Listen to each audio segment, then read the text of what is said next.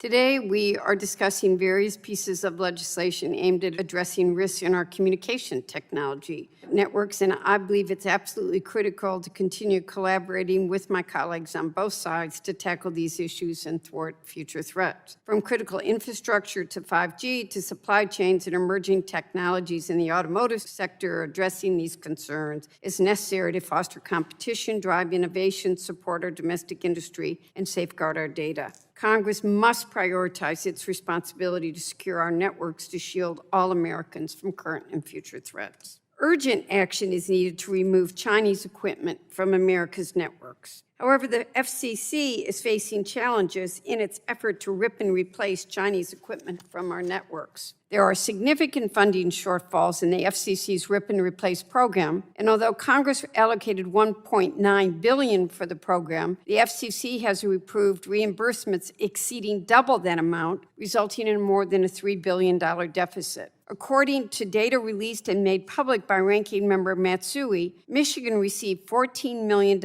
in rip and replace funds. But this data shows that Michigan needs more than $56 million to get all the Chinese equipment out of our networks. That's a $42 million deficit just in my state of Michigan, a quarter of the funds needed to help secure Michigan networks. Mr. Lewis, how important is it for Congress to ensure we remove all Chinese equipment from our networks and prioritize funding FCC's Secure and Trusted Communication Networks Reimbursement Program? One question I ask some of my colleagues is, why do you think the Chinese subsidized the placement of telecommunications infrastructure and hardware in networks around the world and in the U.S.? And it's admirable as people might be. It's not because they love you. It's because it gives them a signals intelligence advantage. And for that reason, we have to complete this. And we've talked earlier about the fact that many of these networks are around sensitive areas. This is a huge potential risk.